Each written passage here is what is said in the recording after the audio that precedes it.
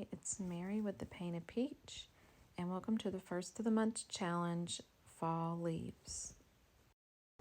So for this project, I have a shelf from Dollar Tree that I've cut in half. I have some vinegar. I have some baking soda. I'll be using this folk art paint and some dark wax and possibly some Waverly wax. Let's get started. I am going to mix a little bit of water in with some baking soda. I end up making way too much of this, but you want to make like a paste out of the baking soda and water.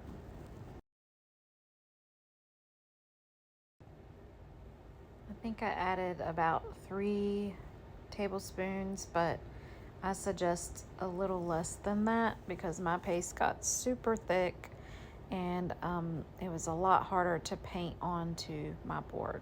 So I'm just going to pre-make this and mix it up and set it to the side. And then I'm going to get my green paint and paint my whole board and get it ready to add my layer of baking soda paste. We're going to paint the whole thing and give it a good dry, and then we will get started with going over it with the paste. Now there's no rhyme or reason for this. I'm just gooping it on there, and then I'm going to take my spray bottle and add some vinegar to it and give it a good spray over the baking soda. At this time, you would let it dry overnight. I sped up the process and I dried it with my heat tool, and then once it was dry, I added another layer of my green paint. I went ahead and painted around the edges with the green paint, not like a solid color, but just a dry brush around the edges. And then you're going to dry this completely. Once it's dry, you're going to get out a little scraper tool, and you're just going to scrape over it lightly to get off some of that paint. Now mine was not completely dry like it should be if you left it overnight, so mine came off a lot more than you would probably get, but we are left with this kind of like a chippy look.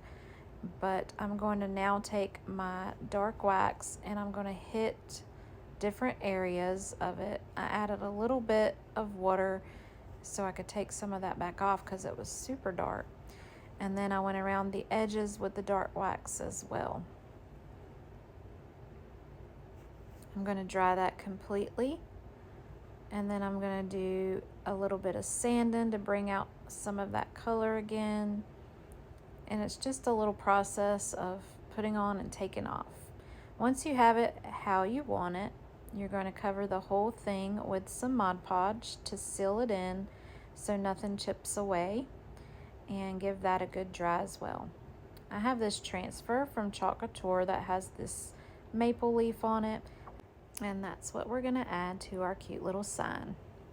So I'm going to get out several pastes, and we are going to do what we call a hot mess method with them. I'm going to use these Chalk Couture pastes, and we are going to dab a little here and there of each color, and I just love the look of the hot mess method. So here you see me putting a little bit of each color on. And I tried to put the bronze down there on the stem. For some reason, that stem did not want to go through this transfer. So I end up painting on the stem with the paste. I tried to get it on there again. It didn't work. So here you see me getting out my paintbrush and the paste and just painting one on. Now there are some places on there that the Mod Podge pulled off, so I'm going to add a little bit of the Waverly wax in those areas to darken it back up, and it's good as new. Now I'm just scraping around the edges to give it a little bit more of a distressed look like I like, adding a little bit more wax. Like I said, it's just taking off and adding until you're happy with what you got. Now I'm going to use this transfer, and I'm just going to use the word grateful that is on it, and I'm going to use my saffron paste, and we're going to put the word grateful at the bottom of this sign. Once that's dry, I'm going to get out this copper wire, and there are already 2 pre-drilled holes on this from it being a shelf, and we are going to just put that wire through there, twist it up, and make it how we want it, and then flatten it so it doesn't come out, and then we're going to move on to a bow. I've got several different ribbons. One is a leaf ribbon, one is like a plaid orange and white, or a gingham, whichever you call it. And then I have some twine that we're going to add in as well. I start out by making a bow on the bow dabra, and then I end up just starting over fresh because I did not like the way it turned out.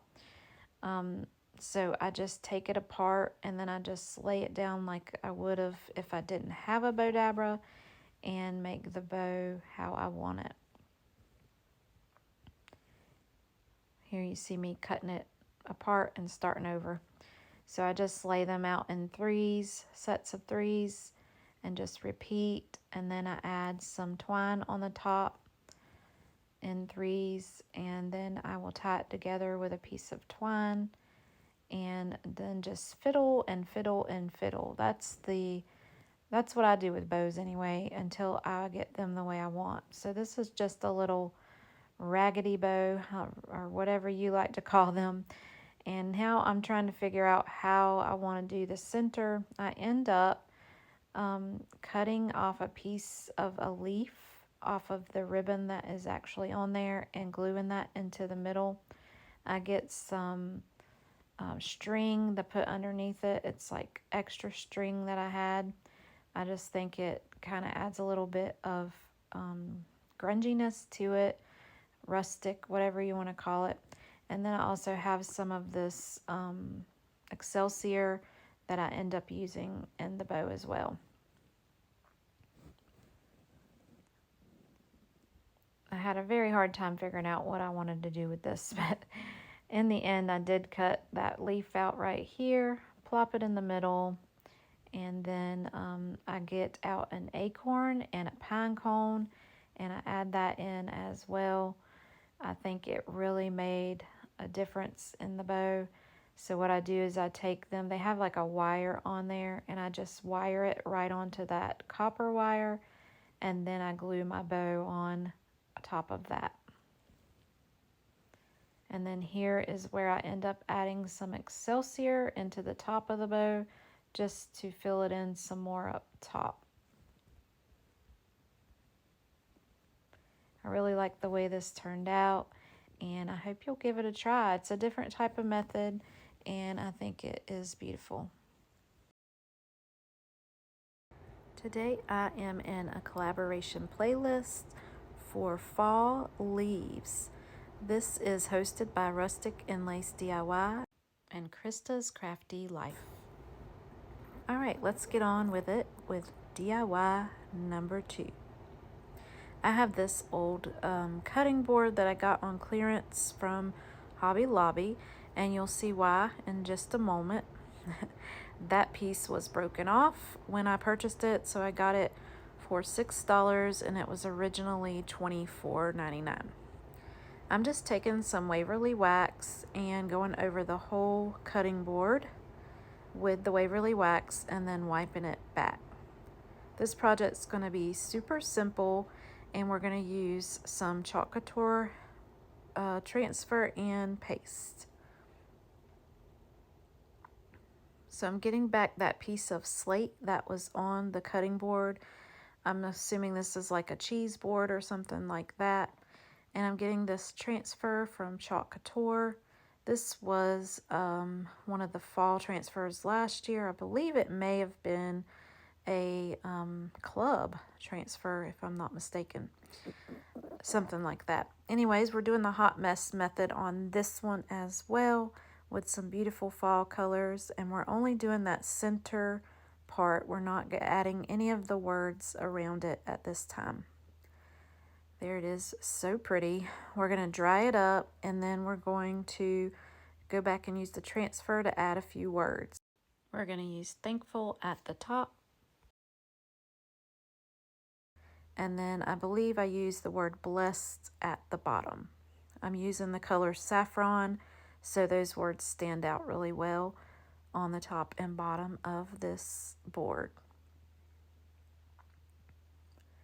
I'm going to give it a good dry, and then after you get it all together, you need to make sure you seal that if you want it to stay on your board. I'm using some wood glue from Gorilla, and we're just adding that along with some hot glue for some fast stick, and then I'm just applying my piece of slate right back onto my board. We've got that all finished up. We need to make a bow because no project's complete without a cute little bow, right? I have some fabric that I coffee stained a long time ago that I'm cutting up. I'm adding some ribbons that I got and some twine to tie it together. And we're going to make a cute little bow to put at the top of this board. While I'm creating this cute little bow, I want to talk about my description. Over in my description, I have a link to the playlist for this collaboration today, and you can click on that link and it will bring you to every creatives video that is in this playlist. It will play one after the other. Nothing needs to be done by you. Easy peasy. So if you would like to watch this whole collaboration, go on over to my description and click that link. There's also links for each of the hosts that are putting on this collaboration, and I want to thank them for having me be a part of it. All right, we have a cute little bow created. I'm just going to trim it to make it a little bit smaller, and then I'm going to find a button to put on the top. And I like to run either twine or thread or string or something through my buttons so they look like they're actually sewed on. So I do that, and then I hot glue it onto my bow and add a little bit of Excelsior on the top and bottom of the bow, not too much. I don't want to overdo it, but I do want to have a little something in there. So I'm just using hot glue to put it up at the top of my cutting board, and that is it. Simple project anybody could do. Great remake. Thank you for joining me today. I hope you enjoyed this quick tutorial, and I'd like to thank the host for having me in this collaboration playlist. And you guys make sure you go check out that playlist. It's in my description. Give me a like, a share, and subscribe, and hit that bell if you like what you see.